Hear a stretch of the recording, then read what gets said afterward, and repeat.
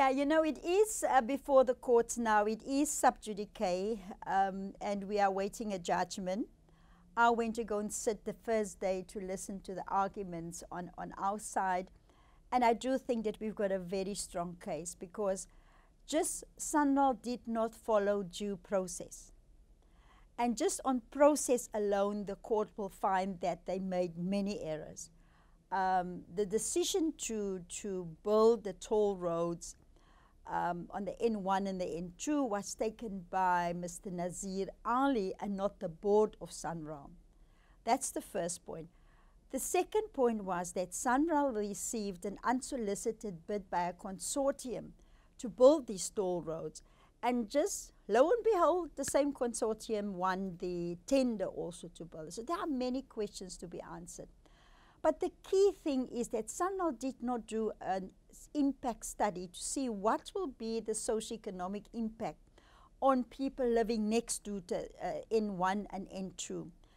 Because if they had done that, they would have seen there are many poor communities living next to the N1 and the N2.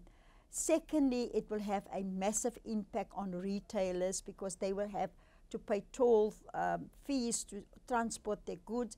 It will have a massive impact on agriculture because they have to also get their goods from the farms to the harbor. So they did not do that kind of study either. And there are many other things. But key to it was that if you look at the experience of Gauteng, and that is what we are trying to avoid in the Western Cape.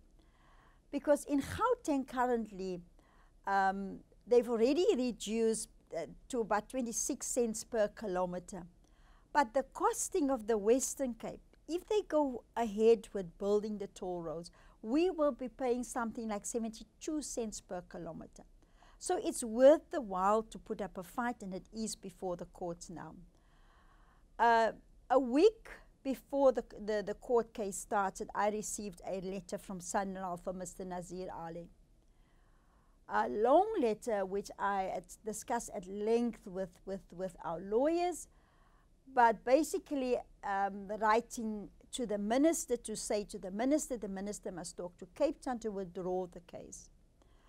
Well, we had gone through a length of time and we spent lots of money.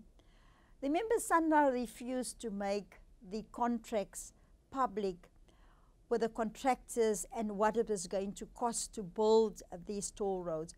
We had to go to the Supreme Court of Appeal to force Sanral to give us that information. So I said, okay, let us not reject their offer completely. Let's write back to them, and I'll give you copies of the letters without prejudice. You know, our prejudice means that, you know, if we don't get an agreement here, it will not impact on our court case. So we wrote back to them and they said, look, yes, let's explore jointly. You know, if we agree that some roads need to be upgraded, but is toll roads the only way that you can find money to do so? Because with toll roads, you'll have an operator that will build it and after 30 years only transfer it to the city or to Sanral. Then there were a lot of errors in their assumptions, and they were saying that they're not trying to prejudge the court, but there are lots of issues that they quoted from their court papers. It was wrong. They also claimed that by us taking on Sanral is political. I mean, what does politics have to do with it? In any case, I wrote back to them. I say, without prejudice, we are ready to talk to you. And then 2 weeks later, they wrote again, and they said, quite a snipey little few paragraphs that they wrote back to us, seeking some clarity on some points that I've made in my response to them. And that's where I left it now. So there are 3 letters, one written by Sanral, my response to Sanral, and a follow-up letter from Sanral.